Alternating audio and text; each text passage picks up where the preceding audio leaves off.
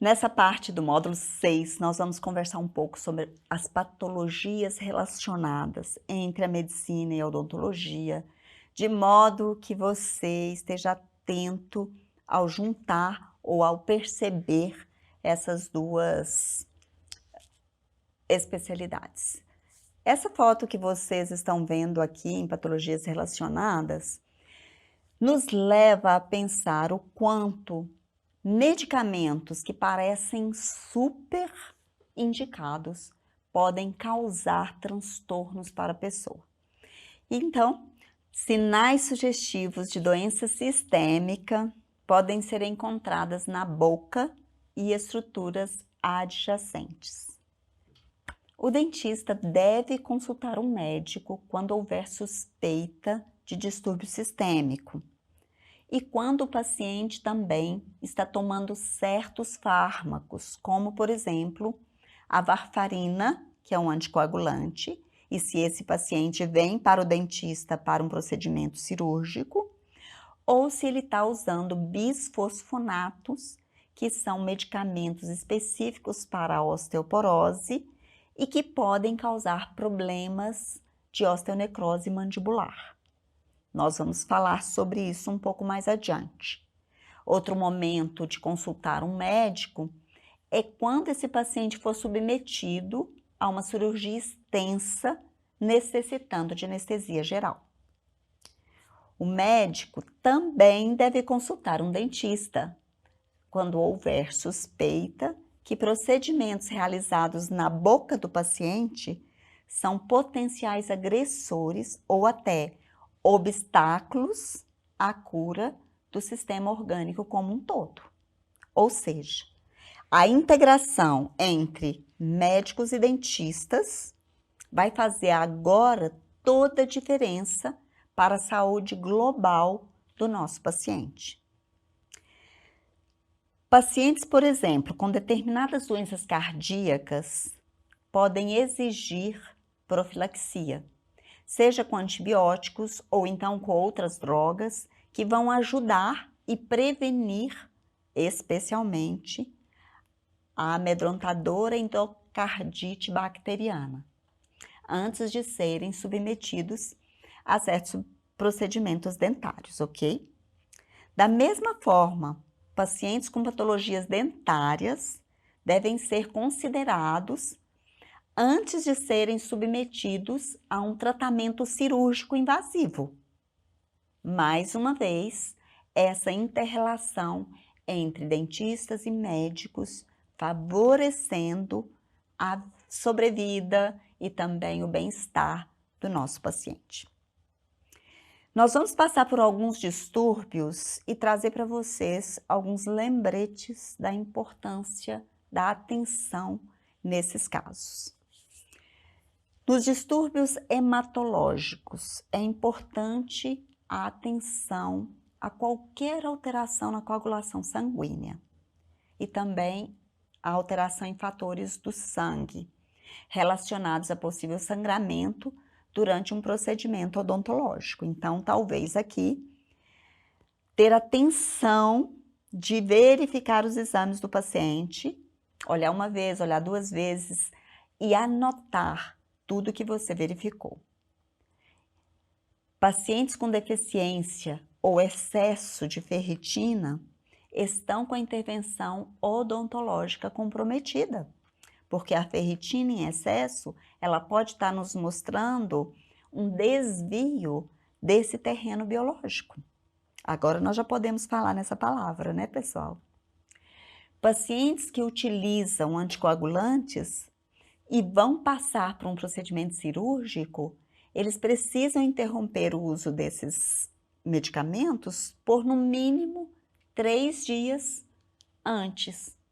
E isso deve ser monitorado, tanto pelo médico quanto pelo dentista. Porque agora nós não vamos atribuir, foi culpa de fulano que não disse para ciclano. Não. Cada um vai ter a responsabilidade de verificar qual é o momento desse paciente.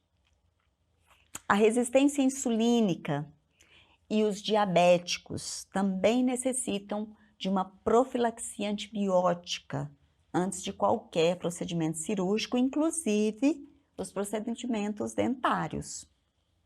Distúrbios cardiovasculares também devem ser considerados.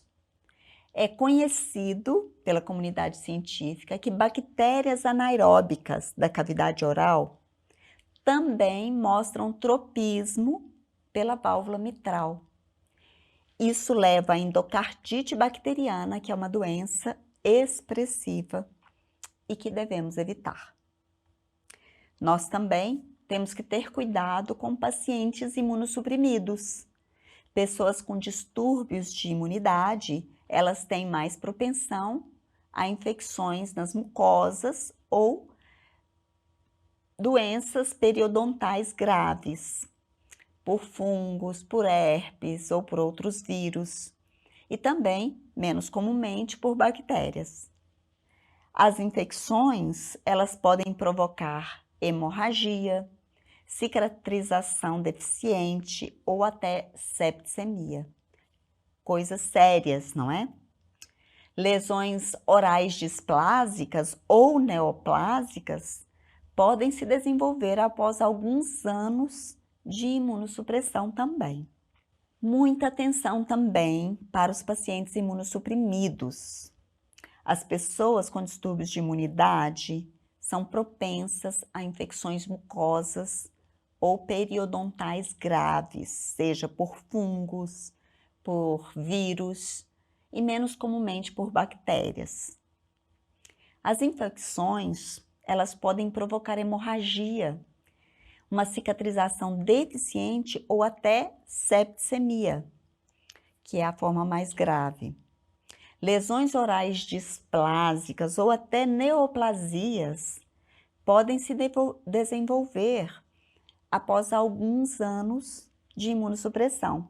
Por exemplo, pacientes com AIDS podem desenvolver sarcoma de Kaposi, linfoma não Hodgkin, leucoplasia oral, candidíase, úlceras afitosas ou até a forma progressiva da doença periodontal, que é a periodontite associada ao HIV. Assim também, nós podemos ter distúrbios endócrinos importantes. E o tratamento dental pode ser complicado em algumas doenças endocrinológicas. Por exemplo, pessoas com hipertireoidismo, porque elas podem desenvolver taquicardia e ansiedade excessiva e até tireotoxicose, se elas receberem adrenalina.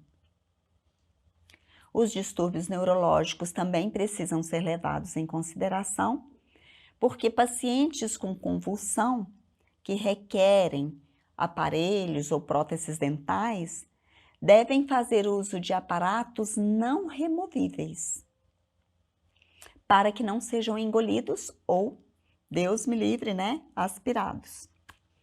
Pacientes incapazes de escovar os dentes ou usar eficazmente o fio dental podem utilizar de escovas dentais automatizadas, também denominados colutórios, à base de oxigênio ativo e também ozonizados.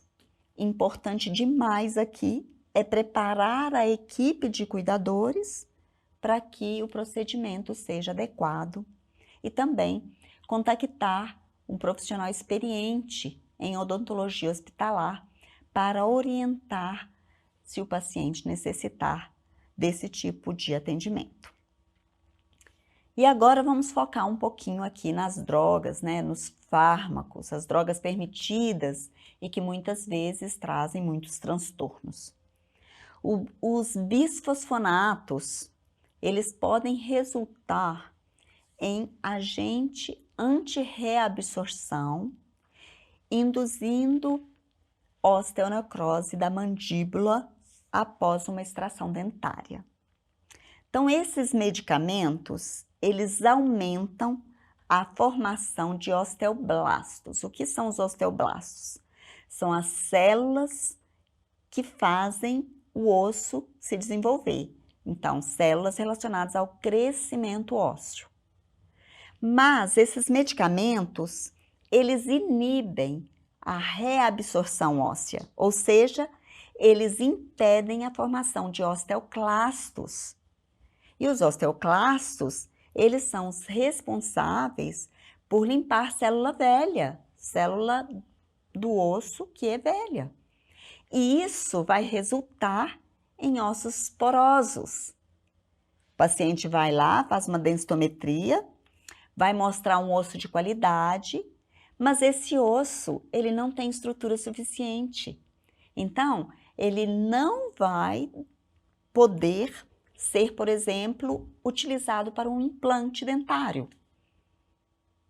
A osteonecrose da mandíbula ocorre principalmente quando os bisfosfonatos são administrados por via parenteral, especialmente quando nós estamos tratando de câncer ósseo. E em menor grau, quando são tomados via oral. Isso vai depender da sensibilidade do paciente que está usando a medicação. Então, essa é a prevenção para a osteoporose, muito comum, praticada hoje em dia, né? E não menos problemático, porque nesses pacientes os implantes dentais podem não aderir mesmo. Porque eles não vão ter osso suficiente, osso com estrutura, para sustentar esses implantes.